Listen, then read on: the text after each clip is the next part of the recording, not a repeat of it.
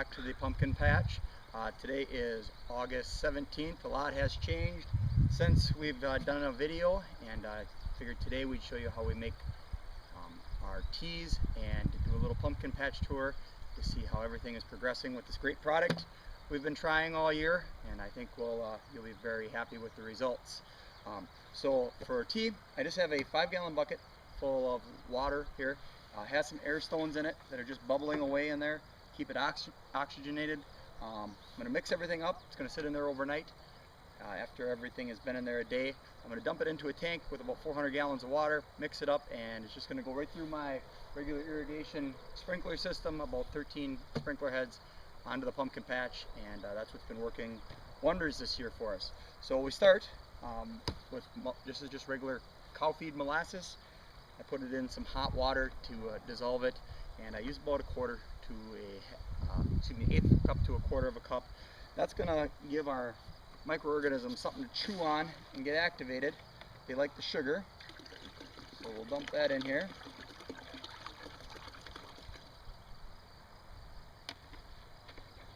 Then I'm going to take a spoonful of azose, which is a nitrogen fixing bacteria. Put that in there. That'll start working.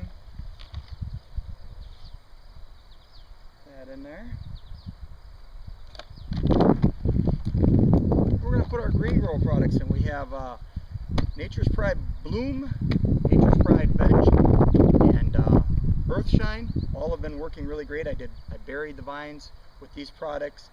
Things have seemed to be doing super in the garden since I've started using these dry amendments. I have put top dressed with them over the whole garden. I occasionally will put them in my backpack sprayer and foyer feed with the tea. So what we do, I've actually started using veg again just to keep the nitrogen level high in there. All I have is an old piece of screen. The dog went through the porch screen this year, so we cut a piece out, and that's what we're using so it doesn't plug up my sprinkler system. So we do a cup of the veg, cup of the Earthshine,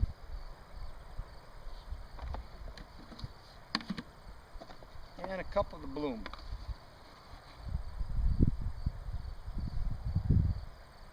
I'll take that and we'll make a little tea bag.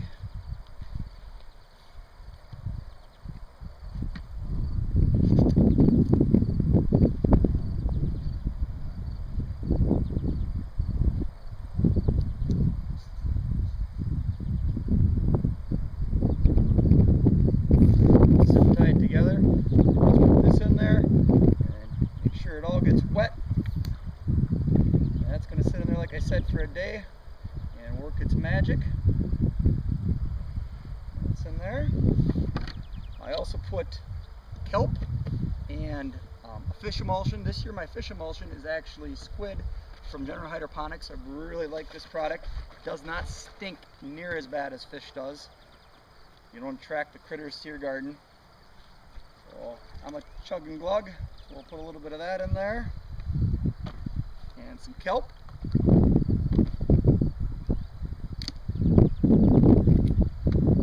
Brand new jug.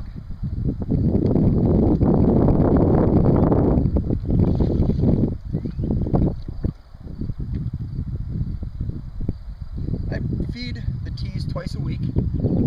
This is where I would stop. I'm one feeding it, and the entire garden gets this. I've been doing some trials with mycorrhiza, so on the second batch of tea I will take a mycorrhiza from GreenGro. This is their ultra fine. It's great stuff. It dissolves really easy in water, and I'll put that in there. And this is, like I said, the second batch of tea we use, because just about 3/4 of the garden gets with the mycorrhiza in it, and all of the garden gets with the mycorrhiza in it. Just put a cup of that in there. Make sure it gets all worked in. Like I said, we'll come back in a day. This will go into a tank and out to the sprinklers. So let's take a look at how things have been progressing this year. Right in front here, we have these are my son's 2 pumpkins. This one unfortunately has a hole in it right now. Grew so fast that it burst. So we're just kind of hanging on right now, and we're hopefully going to get a display pumpkin out of it. The one over under the blanket is doing exceptionally well right now. These products have just been absolutely fantastic. that pumpkin, if you take one into September at 400 inches, you're doing things world class. We have pumpkins that are well over 400 inches already. On August 17th, that one's going to be 400 inches in a few days, and a 9-year-old did this. So, you know, the right products, anybody can do it. Let's go out and take a look at the rest of the patch.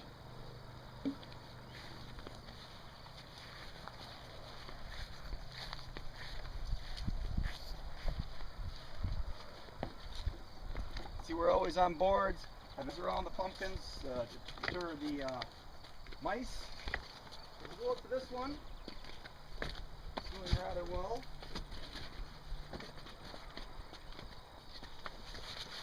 And always try to stay on board so we don't compress the soil. You see pretty good? Alright, so we measure, this is a special measuring tape for pumpkins. It's just extra long because their circumference gets so huge that the ones you get at Walmart in the fabric aisle just don't, you're always taping them together. So this one is actually 192 inches long. That's about 16 feet. And take a look. We're out of tape. So this pumpkin's doing really well. I'm going to have to tape another tape measure to it to start measuring it. Well over 400 inches. It's I think day right around 55, and we got a lot of season left on it, so hopefully we'll get this one to the scale. Let's go take a look at some of the other ones. Another one, this is actually a fairly young pumpkin. It's doing excellent. I expect this pumpkin to catch up with the other one and probably surpass it if the weather stays well. Let's go down and check this one out. One more for you.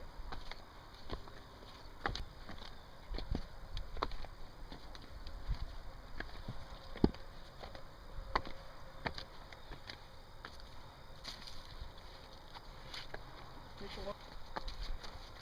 We have something very special. This is our biggest pumpkin.